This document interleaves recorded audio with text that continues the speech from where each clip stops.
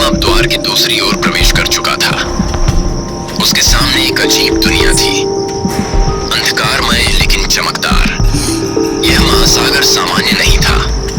यहाँ की लहरें नीले हरे रंग में चमक रही थी और हर लहर एक फुसफुसाती हुई आवाज के साथ कुछ कह रही थी। यह दुनिया जीवित लग रही थी, जैसे वह नदीम का इंतजार कर रही हो। अचानक समुद्र के नीचे से एक तेज रोशनी फूटी और नदीम को एहसास हुआ कि यह वही राक्षस है जिसने उसे इस यात्रा पर मजबूर किया था। राक्षस धीरे धीरे प्रकट हुआ। वह पहले से भी बड़ा और भयानक लग रहा था। उसकी आंखों में गुस्सा था, लेकिन होठों पर एक अजीब सी मुस्कान। राक्षस गरजा, तुम आखिर यहाँ तक पहुंच ही गए, लेकिन यह तुम्हारे लिए अंत है।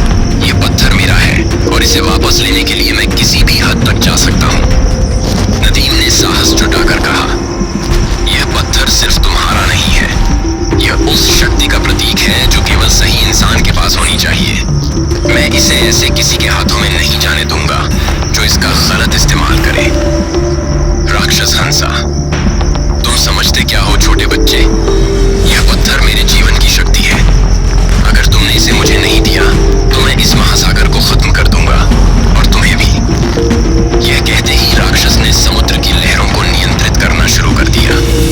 लहरें नदीम की ओर तेजी से बढ़ने लगी, मानो उसे निगल लेना चाहती हूँ। लेकिन तभी नदीम को माही द्वारा दिए गए ताबीज की याद आई। उसने ताबीज को पकड़ा और जोर से कहा, अगर यह पत्थर सही इंसान के लिए है तो मुझे इसकी शक्ति दिखाओ।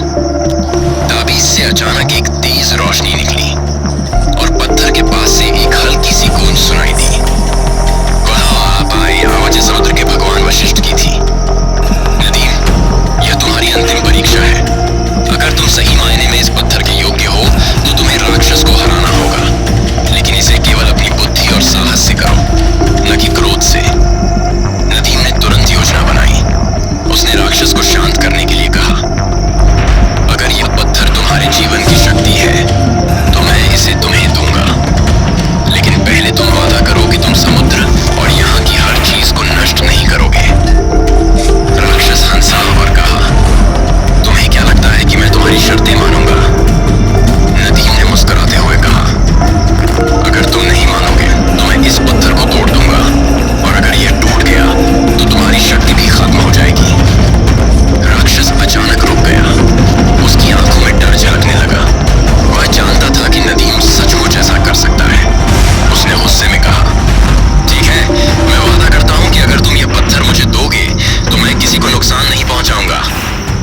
नदीम ने पत्थर को हवा में उछाला, लेकिन जैसे ही राक्षस उसे पकड़ने के लिए झपटा, पत्थर एक तेज रोशनी में बदल गया और गायब हो गया।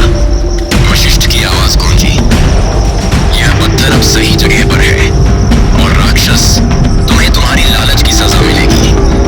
अब से तुम इस महासागर के सबसे गहरे कोने में कैद रहोगे। राक्षस चीखने लगा, लेकिन धीरे धीरे वह अंधेरे में गायब हो गया। महासागर फिर से शांत हो गया। अगले एपिसोड के लिए हिंट, राक्षस को हराने के बाद नदीम को वशिष्ठ का आशीर्वाद मिलेगा। लेकिन क्या यह अंत है या समुद्र के गहरे में और भी रहस्य छिपे हैं? क्या नदीम अपनी इस यात्रा से नई शक्तियों और समझ के साथ लौटेगा या उसे कुछ और परीक्षाओं का सामना करना होगा? यह एपिसोड आपको कैसा लगा? इस वीडियो को लाइक, शेयर और सब्सक्राइब